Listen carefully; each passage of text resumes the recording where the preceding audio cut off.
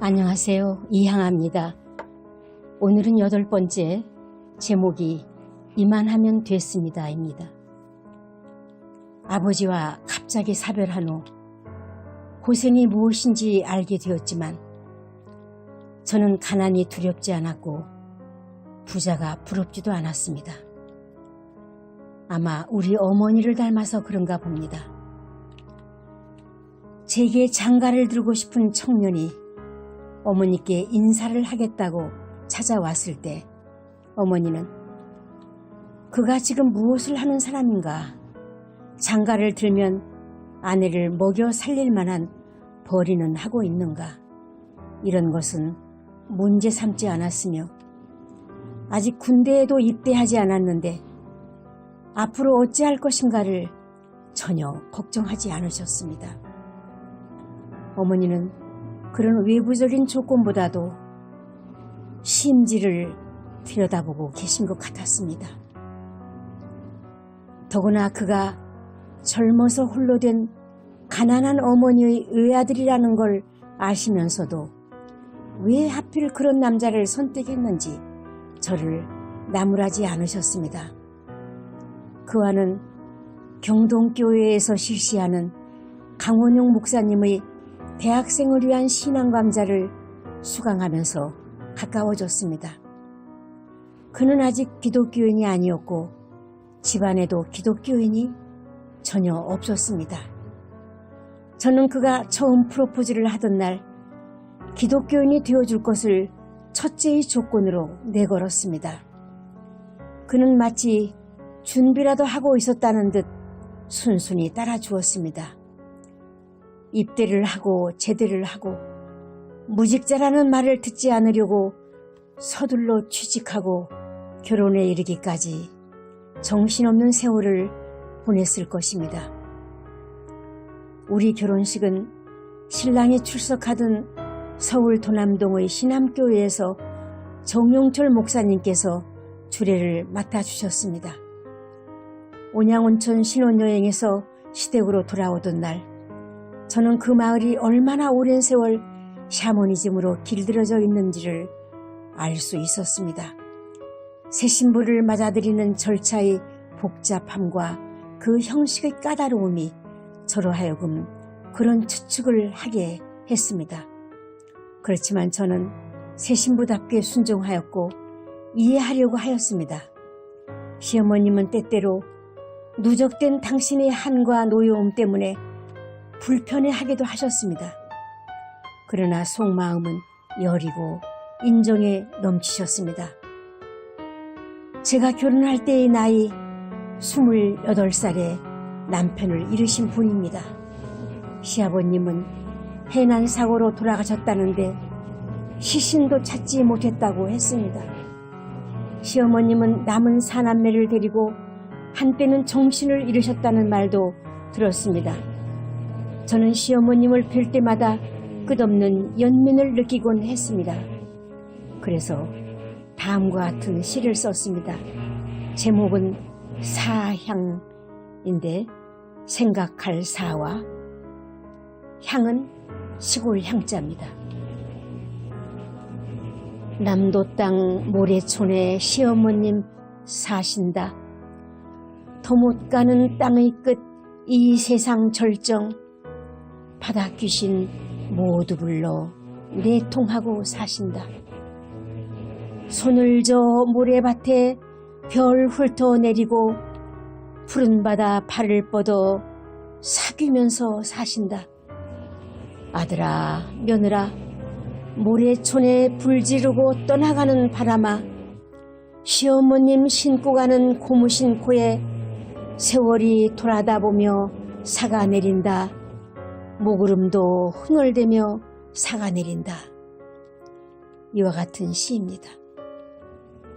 저희는 전주에서 방 2칸짜리 6만원 전셋집을 얻어서 심접 살림을 시작하였습니다.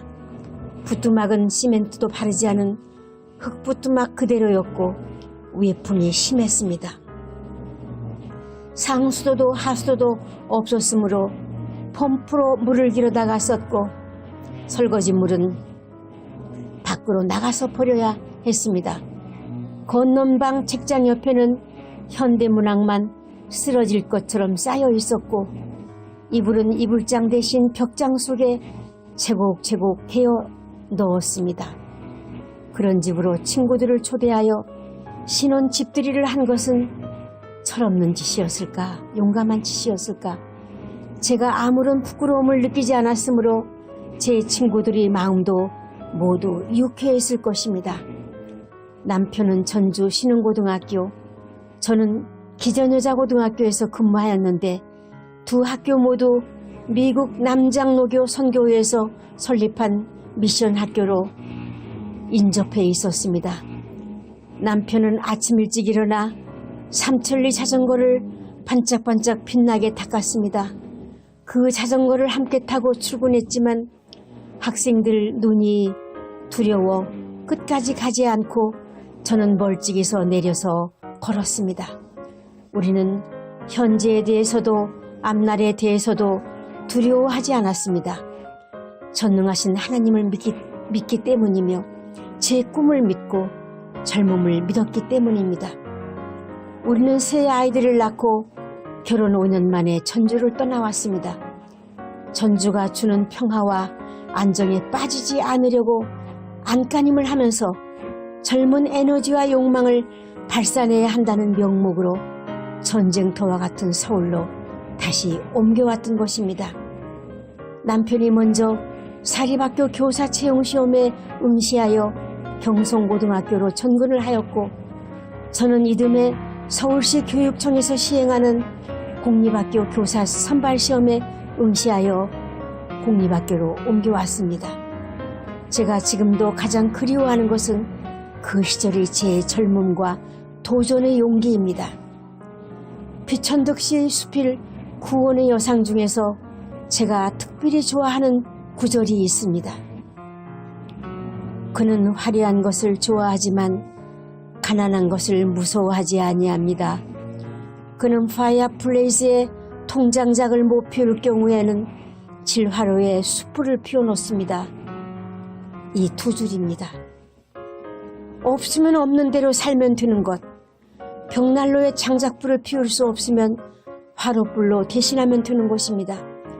벽난로가 없다고 아무리 불평하여도 없던 것이 생겨나지는 않습니다. 저는 이런 마음을 훗날 자족하기라는 시에서 다음과 같이 읊었습니다. 이만하면 되었습니다.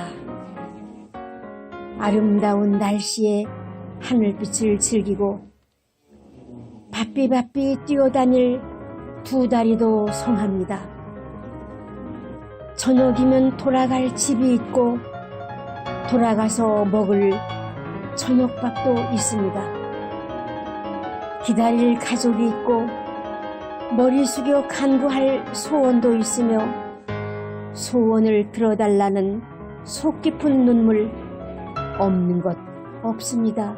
다 있습니다. 더러는 원망과 미움이다가 뜨거운 용서와 아픈 후회와 겨운 정에 흐느끼는 강물 같은 가슴, 때로는 궁핍으로 날 단련하시고 거기서 강건한 힘도 주시니 아무 불평 없습니다. 다 압니다. 쓰러지는 온막에서는 흙냄새를 사랑하고 샹들리에 천정 아래 현금을 켜게 하는 크시는 초녀, 나는 이만하면 되었습니다. 이런 노래입니다. 행복에는 규격이나 척도가 따로 있지 않습니다. 저는 지금도 제게 당치 않은 것은 아예 바라보지도 않습니다.